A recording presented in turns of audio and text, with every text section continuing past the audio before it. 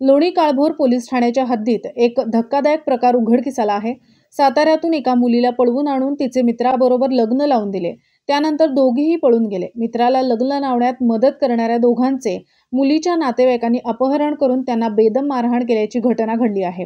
हा प्रकार हांडेवाडी येथील स्वप्नलोक सोसायटी आणि खटाव तालुक्यातील कुमठे नागाची येथे 26 सप्टेंबर रोजी मध्यरात्री 12:30 ते सकाळी 11 वाजण्याच्या सुमारास घडला आहे। या प्रकरणी प्रतीक विभूते यांनी लोणी काळभोर पोलीस ठाण्यात फिर्याद दिली आहे। त्यावरून पोलिसांनी रोहित मांडवे, ओंकार गुरव, आकाश मांडवे, प्रकाश मांडवे, कविश्वर मांडवे, अजय मांडवे, चंद्रकांत मांडवे यांच्यावर गुन्हा दाखल करण्यात आला आहे। पोलिसांनी दिलेल्या माहितीनुसार फिर्यादी प्रतीक विभूते व त्याचे मित्र हे डिलिव्हरी बॉयचे काम करतात। त्यांचा मित्र सुमित विकास माने याचे एका तरुणीबरोबर प्रेमसंबंध आहेत। या तरुणीच्या घरच्यांचा लग्नाला विरोध होता, त्यामुळे त्यांचे लग्न लावण्यास मदत करण्याचा निर्णय फिर्यादी आणि त्यांच्या मित्रांनी घेतला। त्यासाठी फिर्यादी आणि त्यांचे मित्र साताऱ्याला गेले। तेथून जाऊन पहाटेच्या सुमारास या तरुणीला पळवून आणले। त्यानंतर त्यांनी लग्न लावून त्या दोघांना दुसरीकडे पळवून लावले। दरम्यान या सर्व प्रकारानंतर या तरुणीचे भाऊ आणि नातेवाईक तिचा शोध घेत होते।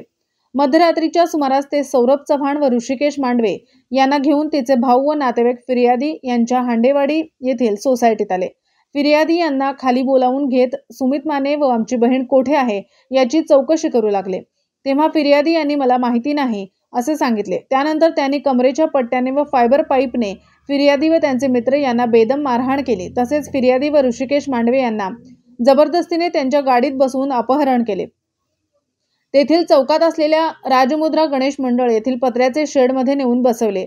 त्यांना पुन्हा पट्ट्याने, काठीने आणि ॲल्युमिनियमच्या वायरने मारहाण केली। ते दोघे कोठे पळून गेले याची यांना माहिती नसल्याचे लक्षात येताच त्यांना गाडीत बसवून सोडून दिले।